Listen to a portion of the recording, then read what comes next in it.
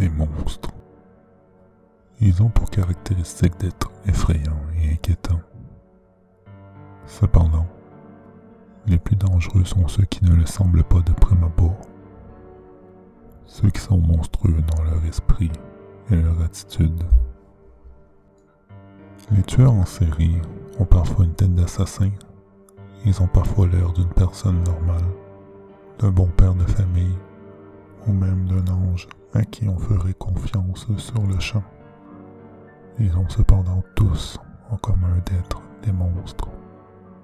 Des monstres plus subtils que les créatures hideuses qui sortent de vos cauchemars, mais des monstres quand même. Voici le portrait de quelques-uns des plus terribles qui ont sévi.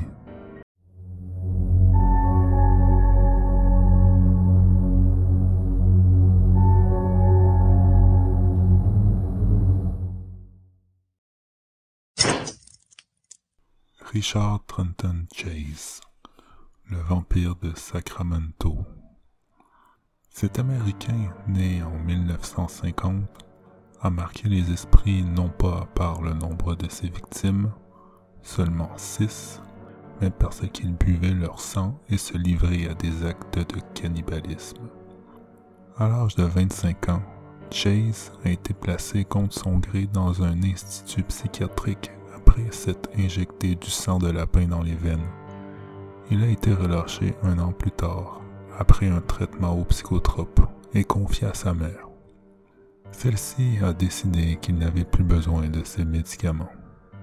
1 an plus tard, le 29 décembre 1977, Chase a tué sa première victime. Il ne fut arrêté qu'1 mois plus tard, après en avoir tué 5 autres. Il a déclaré qu'il devait boire leur sang pour éviter que les nazis transforment le sien en poudre, grâce à un poison qu'ils auraient placé sous son porte-savon. Il s'est suicidé dans sa cellule quelques mois après son arrestation. Il avait 28 ans.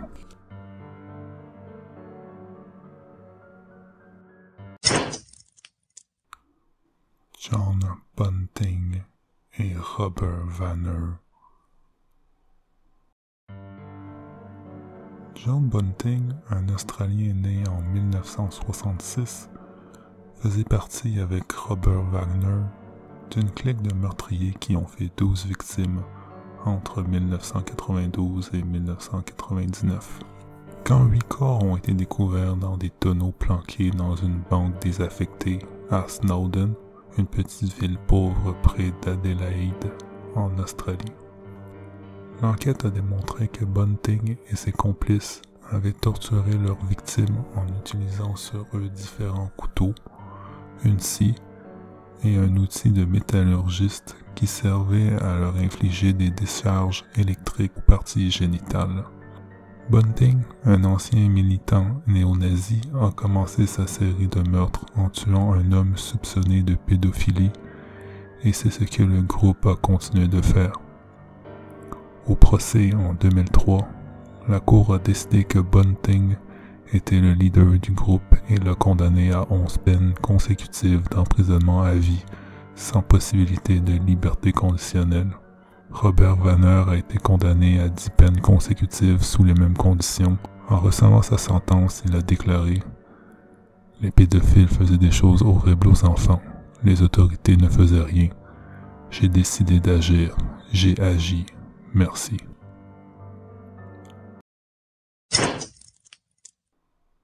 Joachim Kroll, le cannibale de la Ruhr. L'Allemand Joachim Kroll, né en 1933, a été arrêté en 1976 pour l'enlèvement d'une fillette de 4 ans.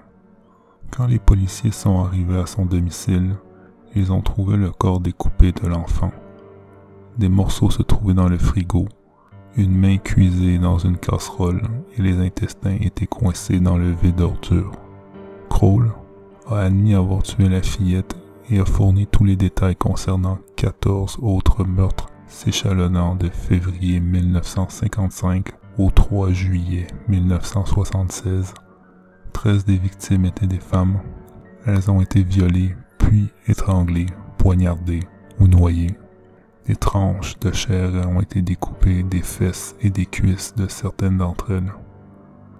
Après un procès, Kroll a été reconnu coupable de 8 meurtres et d'une tentative de meurtre. Il a été condamné à 9 peines d'emprisonnement à perpétuité. Il est mort en prison en 1991 d'une crise cardiaque à l'âge de 58 ans.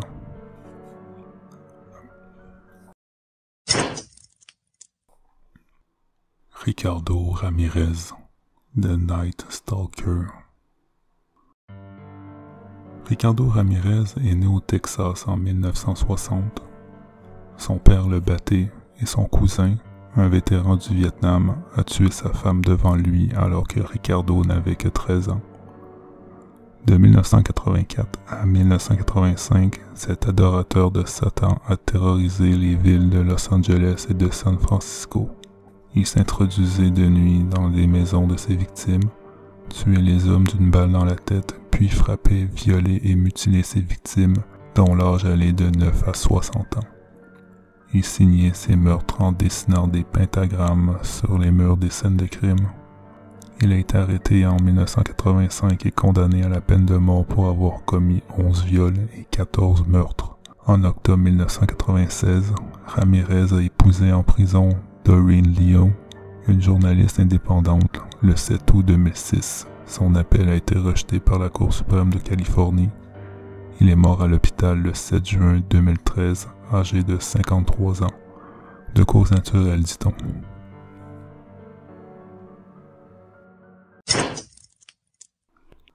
Paul Knowles, le Casanova meurtrier. Paul Knowles a tué 18 personnes, et peut-être même plus. Les victimes de Knowles, nés en 1946 en Floride, étaient des hommes, des femmes et des enfants de plusieurs États américains. L'homme, que l'on disait aussi charmant que manipulateur, avait vécu sa jeunesse en famille d'accueil et en maison de correction, et avait fait de la prison une première fois à 19 ans et plusieurs fois par la suite. En 1974, il a eu droit à une libération conditionnelle grâce aux efforts d'une femme avec qui il avait entretenu une correspondance alors qu'il était en prison.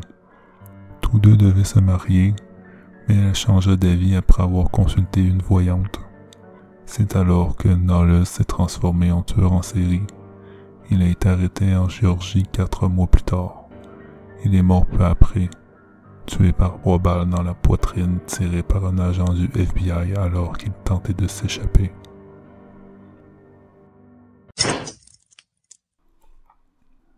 Jeffrey Dahmer, le cannibale de Milwaukee. Dahmer est né en 1960 dans le Wisconsin.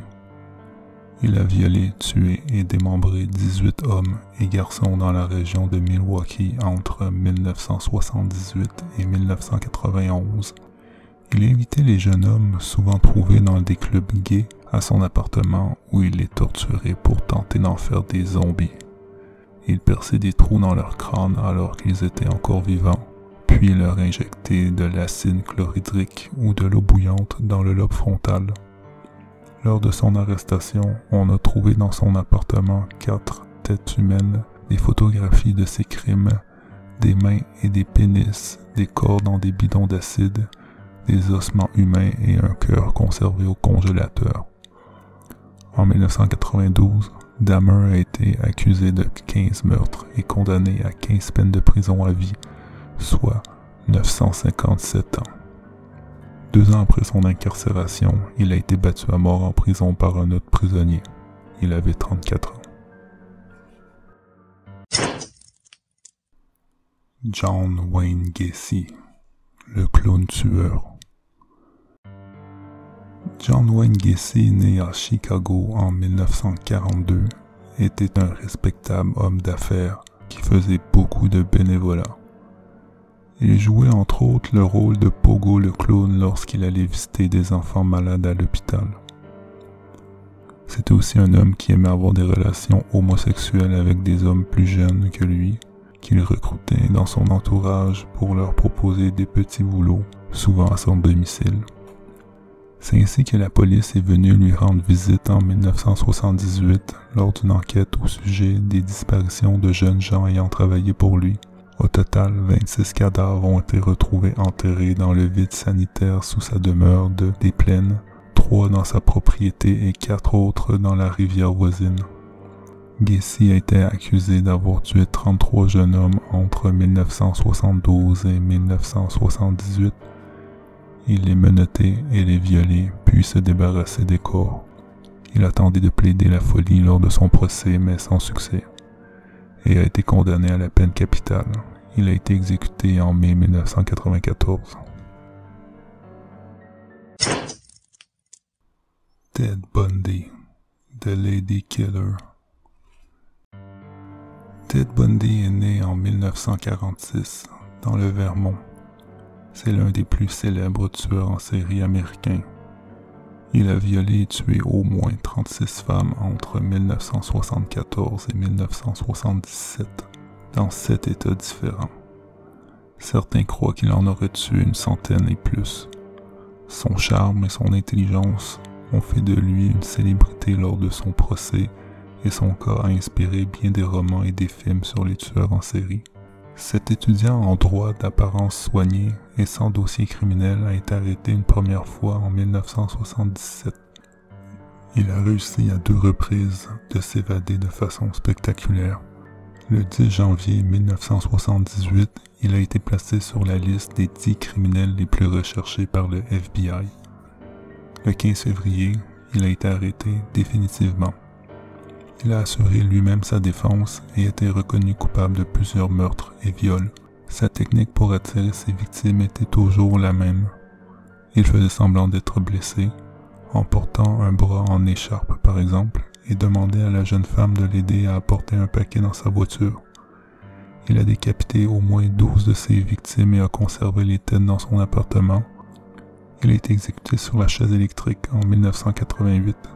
Il avait 43 ans. Charles Edmund Cullen, The Killer Nurse. Cullen est un Américain né en 1960. Il a travaillé dans plusieurs hôpitaux du New Jersey en tant qu'infirmier.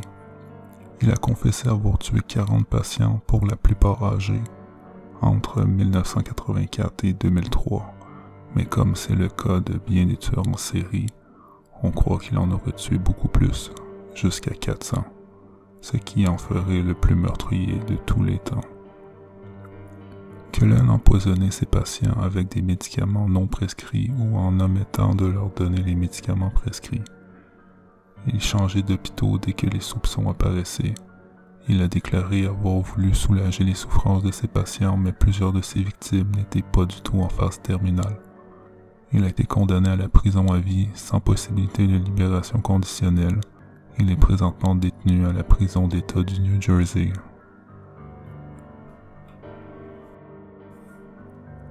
Voilà pour la première partie. La suite dans un prochain épisode.